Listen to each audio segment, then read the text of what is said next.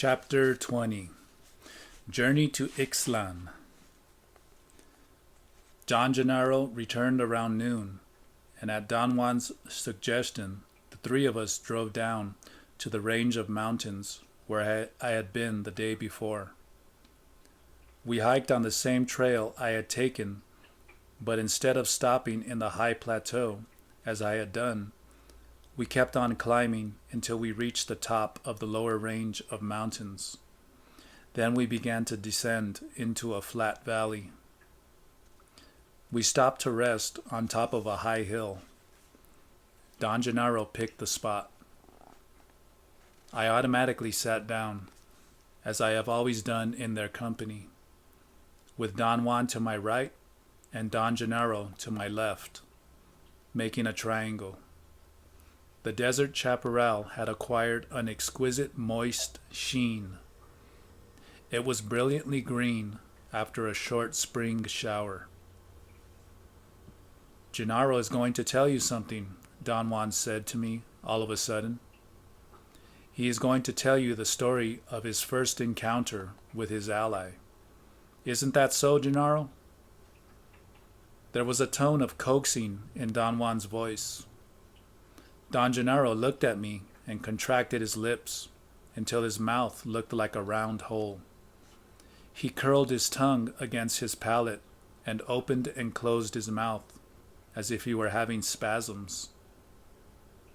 Don Juan looked at him and laughed loudly. I did not know what to make out of it. "What's he doing?" I asked Don Juan. "He's a hen," he said. "A hen?" Look at his mouth. That's the hen's ass. And it is about to lay an egg."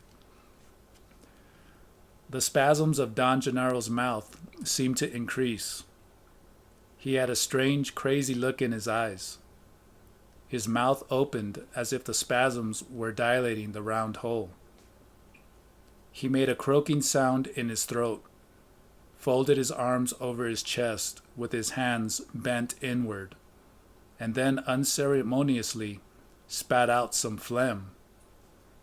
"Damn it, it wasn't an egg," he said with a concerned look on his face.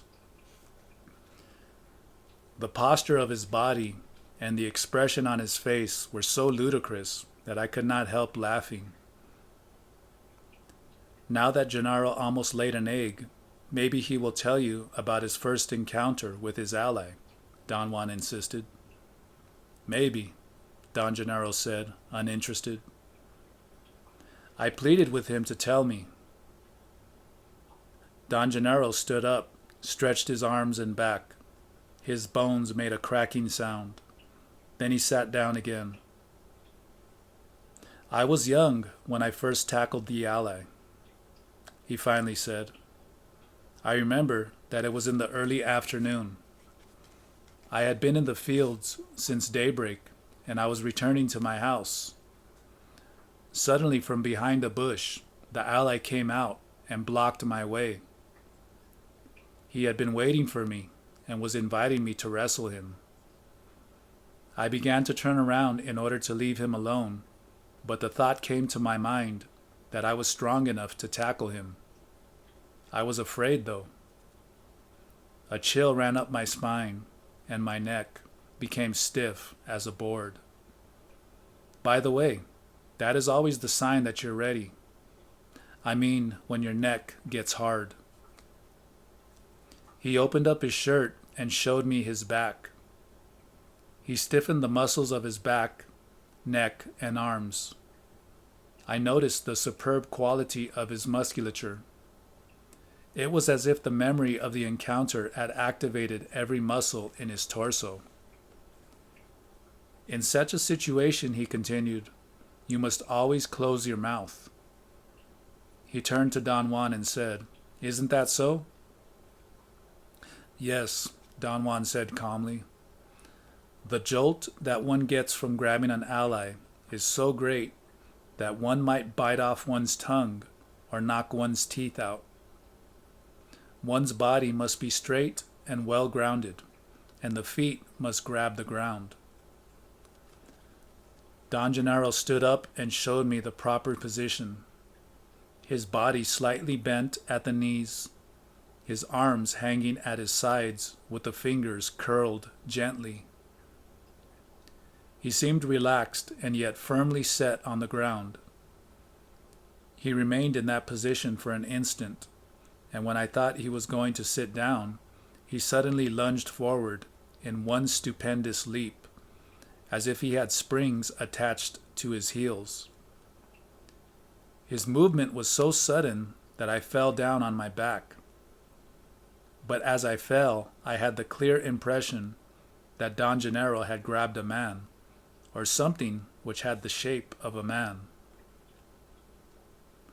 I sat up again. Don Gennaro was still maintaining a tremendous tension all over his body. Then he relaxed his muscles abruptly and went back to where he had been sitting before and sat down. "Carlos just saw your ally right now," Don Juan remarked casually. "But he's still weak and fell down." "Did you?" Don Gennaro asked in a naive tone and enlarged his nostrils. Don Juan assured him that I had seen it.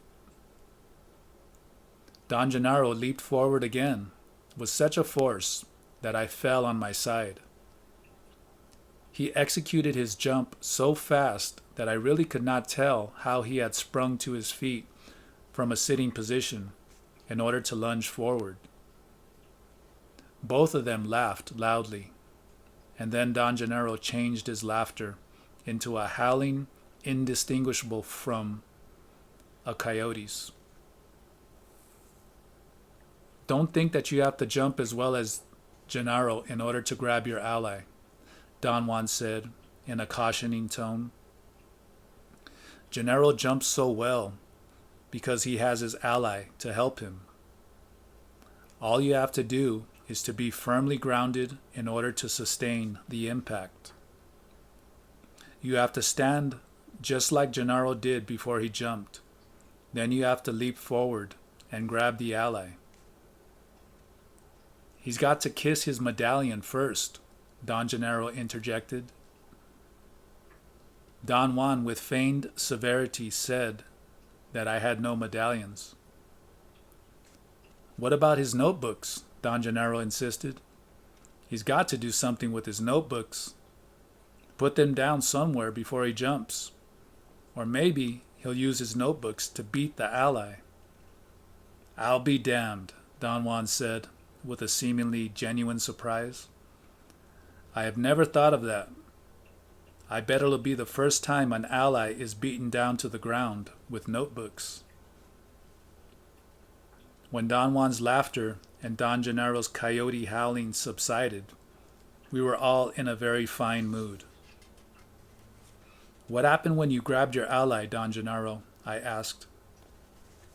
"It was a powerful jolt," Don Gennaro said after a moment's hesitation. He seemed to have been putting his thoughts in order. "Never would I have imagined it was going to be like that," he went on. "It was something, like nothing I can tell. After I grabbed it, we began to spin. The ally made me twirl, but I didn't let go.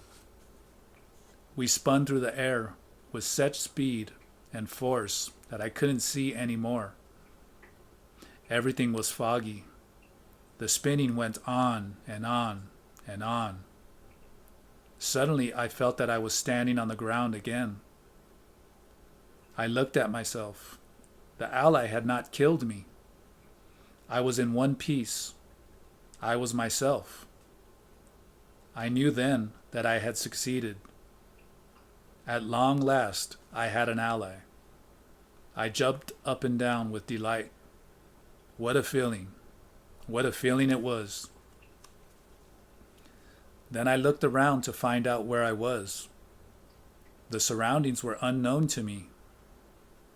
I thought that the ally must have taken me through the air and dumped me somewhere very far from the place where we started to spin. I oriented myself. I thought that my home must be towards the east, so I began to walk in that direction. It was still early. The encounter with the ally had not taken too long. Very soon I found a trail, and then I saw a bunch of men and women coming towards me. They were Indians. I thought they were Mazatec Indians. They surrounded me and asked me where I was going. "I'm going home, to Ixtlan," I said to them. "Are you lost?" someone asked. "I am," I said. "Why?" "Because Ixtlan is not that way. Ixtlan is in the opposite direction. We ourselves are going there," someone else said. "Join us," they all said. "We have food." Don Gennaro stopped talking and looked at me as if he were waiting for me to ask a question. "Well, what happened?" I asked. "Did you join them?" "No, I didn't," he said, "because they were not real. I knew it right away, the minute they came to me. There was something in their voices, in their friendliness, that gave them away, especially when they asked me to join them. So I ran away. They called me and begged me to come back. Their pleas became haunting, but I kept on running away from them." "Who were they?" I asked. "People," Don Gennaro replied cunningly, "except that they were not real. They were like apparitions," Don Juan explained, "like phantoms." "After walking a while," Don Gennaro went on, "I became more confident. I knew that Ixtlan was in the direction I was going. And then I saw two men coming down the trail towards me. They also seemed to be Mazatec Indians. They had a donkey loaded with firewood. They went by me and mumbled, 'Good afternoon.' 'Good afternoon,' I said, and kept on walking. They did not pay any attention to me and went their way. I slowed down my gait and casually turned around to look at them. They were walking away unconcerned with me. They seemed to be real. I ran after them and yelled, 'Wait, wait!' They held their donkey and stood on either side of the animal, as if they were protecting the load. 'I am lost in these mountains,' I said to them. 'Which way is Ixtlan?' They pointed in the direction they were going. 'You're very far,' one of them said. 'It is on the other side of those mountains. It'll take you 4 or 5 days to get there.' Then they turned around and kept on walking. I felt that those were real Indians, and I begged them to let me join them. We walked together for a while, and then one of them got his bundle of food and offered me some. I froze on the spot. There was something terribly strange in the way he offered me his food. My body felt frightened, so I jumped back and began to run away. They both said that I would die in the mountains if I did not go with them, and tried to coax me to join them. Their pleas were also very haunting, but I ran away from them with all my might. I kept on walking. I knew then that I was on the right way to Ixtlan, and that those phantoms were trying to lure me out of my way. I encountered 8 of them. They must have known that my determination was unshakable. They stood by the road and looked at me with pleading eyes. Most of them even displayed food and other goods that they were supposed to be selling, like innocent merchants by the side of the road. I did not stop, nor did I look at them. By late afternoon, I came to a valley that I seemed to recognize. It was somehow familiar. I thought I had been there before. But if that was so, I was actually south of Ixtlan. I began to look for landmarks to properly orient myself and correct my route when I saw a little Indian boy tending some goats. He was perhaps 7 years old and was dressed the way I had been when I was his age. In fact, he reminded me of myself tending my father's 2 goats. I watched him for some time. The boy was talking to himself, the same way I used to. Then he would talk to his goats. From what I knew about tending goats, he was really good at it. He was thorough and careful. He didn't pamper his goats, but he wasn't cruel to them either. I decided to call him. When I talked to him in a loud voice, he jumped up and ran away to a ledge and peeked at me from behind some rocks. He seemed to be ready to run for his life. I liked him. He seemed to be afraid, and yet he still found time to herd his goats out of my sight. I talked to him for a long time. I said that I was lost and that I did not know my way to Ixtlan. I asked the name of the place where we were, and he said it was the place I had thought it was. That made me very happy. I realized I was no longer lost and pondered on the power that my ally had in order to transport my whole body that far in less time than it takes to bat an eyelash. I thanked the boy and began to walk away. He casually came out of his hiding place and herded his goats into an almost unnoticeable trail. The trail seemed to lead down into the valley. I called the boy, and he did not run away. I walked towards him, and he jumped into the bushes when I came too close.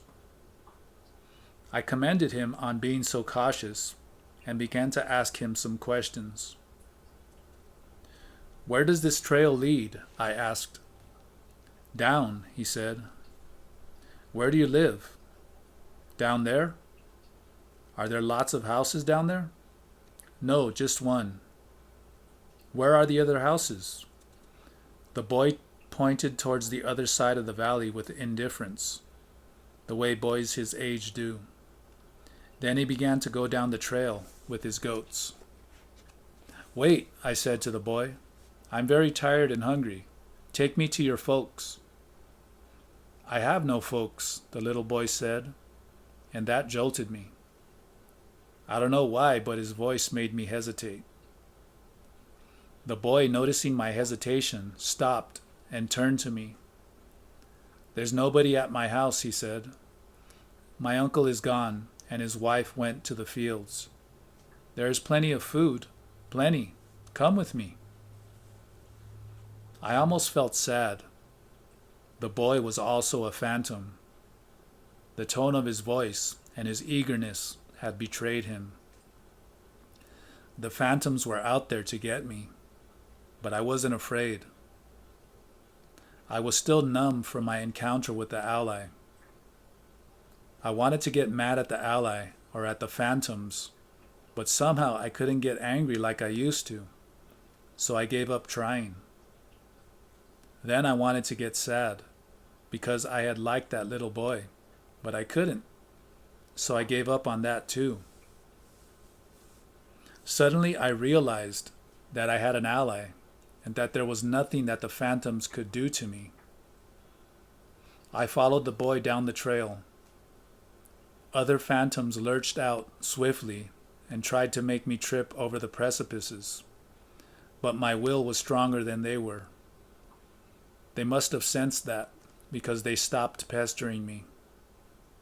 After a while, they simply stood by my path. From time to time, some of them would leap towards me, but I stopped them with my will. And then they quit bothering me altogether. Don Gennaro remained quiet for a long time. Don Juan looked at me.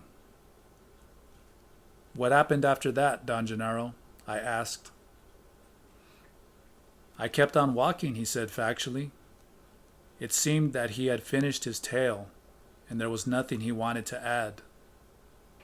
I asked him why was the fact that they offered him food a clue to there being phantoms. He did not answer. I probed further and asked whether it was a custom among Mazatec Indians to deny that they had any food, or to be heavily concerned with matters of food.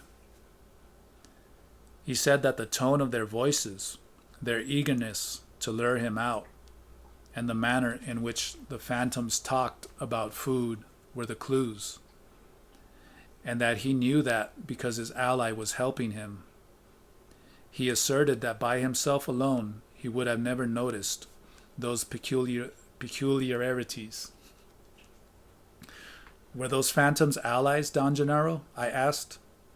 No, they were people. People? But you said they were phantoms. I said that they were no longer real.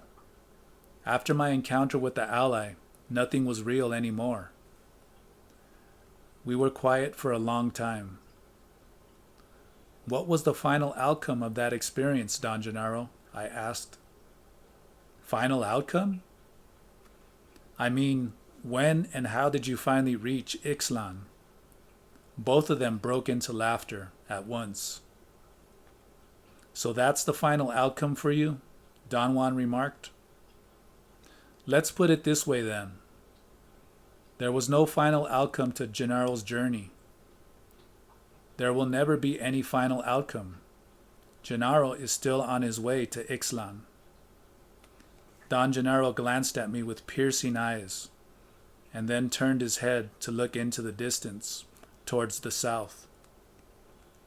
I will never reach Ixtlan, he said. His voice was firm but soft, almost a murmur. Yet in my feelings sometimes, I think I'm just one step from reaching it. Yet I never will. In my journey, I don't even find the familiar landmarks I used to know.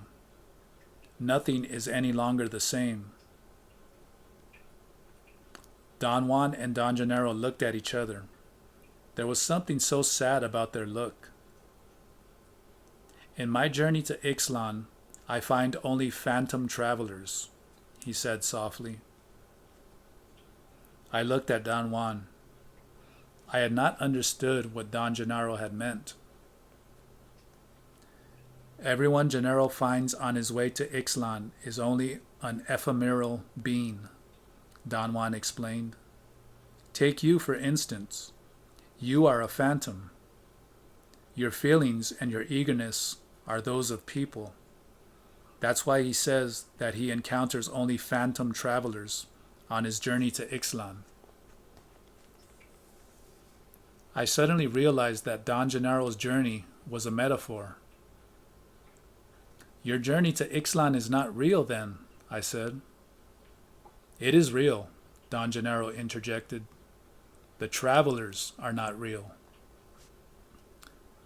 He pointed to Don Juan with a nod of his head and said emphatically, This is the only one who is real. The world is real only when I am with this one. Don Juan smiled. Gennaro was telling his story to you, Don Juan said, because yesterday you stopped the world, and he thinks that you also saw, but you are such a fool that you don't know it yourself. I kept on telling him that you are weird, and that sooner or later you will see. At any rate, in your next meeting with the ally, if there is a next time for you, you will have to wrestle with it and tame it. If you survive the shock, which I'm sure you will, since you're strong and have been living like a warrior, you will find yourself alive in an unknown land. Then, as is natural to all of us, the first thing you will want to do is to start on your way back to Los Angeles. But there is no way to go back to Los Angeles. What you left there is lost forever. But then, of course, You will be a sorcerer, but that's no help. At a time like that, what's important to all of us is the fact that everything we love or hate or wish for has been left behind. Yet the feelings in a man do not die or change, and the sorcerer starts on his way back home, knowing that he will never reach it, knowing that no power on earth, not even his death, will deliver him to the place, the things, the people he loved. That's what Gennaro told you. Don Juan's explanation was like a catalyst. The full impact of Don Gennaro's story hit me suddenly when I began to link the tale to my own life. What about the people I love? I asked Don Juan. What would happen to them? They would all be left behind, he said. But there is no way I could retrieve them. Could I rescue them and take them with me? No, your ally will spin you, alone, into unknown worlds. But I could go back to Los Angeles, couldn't I? I could take the bus or a plane and go there. Los Angeles would still be there, wouldn't it? Sure, Don Juan said, laughing. And so will Manteca, and Temecula, and Tucson. And Tecate, Don Gennaro added, with great seriousness. And Piedras Negras, and Tranquitas, Don Juan said, smiling. Don Gennaro added more names, and so did Don Juan, and they became involved in enumerating a series of the most hilarious and unbelievable names of cities and towns. Spinning with your ally will change your idea of the world, Don Juan said. That idea is everything, and when that changes, the world itself changes. He reminded me that I had read a poem to him once and wanted me to recite it. He cued me with a few words of it, and I recalled having read to him some poems of Juan Ramon Jimenez. The particular one he had in mind was entitled El Viaje Definitivo, The Definitive Journey. I recited it. And I will leave, but the birds will stay, singing, and my garden will stay, with its green tree, with its water well. Many afternoons the sky will be blue and placid, and the bells in the will chime, as they are chiming this very afternoon. The people who have loved me will pass away, and the town will burst anew every year, but my spirit will always wander, nostalgic, in the same recondite corner of my flowery garden. That is the feeling Gennaro is talking about, Don Juan said. In order to be a sorcerer, a man must be passionate. A passionate man has earthly belongings and things dear to him, if nothing else, just the path where he walks. What Gennaro told you in his story is precisely that Gennaro left his passion in Ixtlan, his home, his people, all the things he cared for. And now he wanders around in his feelings. And sometimes, as he says, he almost reaches Ixtlan. All of us have that in common. For Gennaro, it is Ixtlan. For you, it will be Los Angeles. For me, I did not want Don Juan to tell me about himself. He paused, as if he had read my mind. Gennaro sighed and paraphrased the first lines of the poem. I left, and the birds stayed, singing. For an instant, I sensed a wave of agony and an indescribable loneliness engulfing the three of us. I looked at Don Gennaro, and I knew that, being a passionate man, he must have had so many ties of the heart, so many things he cared for and left behind. I had the clear sensation that at that moment the power of his recollection was about to landslide, and that Don Gennaro was on the verge of weeping. I hurriedly moved my eyes away. Don Gennaro's passion, his supreme loneliness, made me cry. I looked at Don Juan. He was gazing at me. Only as a warrior can one survive the path of knowledge, he said. Because the art of a warrior is to balance the terror of being a man with the wonder of being a man. I gazed at the two of them, each in turn. Their eyes were clear and peaceful. They had summoned a wave of overwhelming nostalgia, and when they seemed to be on the verge of exploding into passionate tears, they held back the tidal wave. For an instant, I think I saw the loneliness of man as a gigantic wave which had been frozen in front of me, held back by the invisible wall of a metaphor. My sadness was so overwhelming that I felt euphoric. I embraced them. Don Gennaro smiled and stood up. Don Juan also stood up and gently put his hand on my shoulder.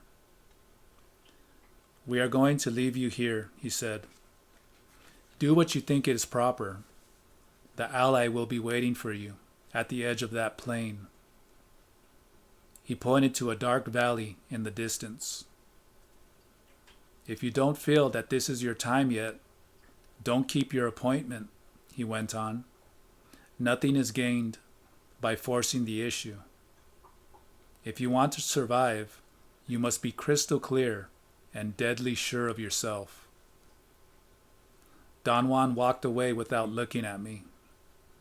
But Don Gennaro turned a couple of times and urged me, with a wink and a movement of his head, to go forward. I looked at them until they disappeared in the distance, and then I walked to my car and drove away. I knew that it was not my time yet. The end.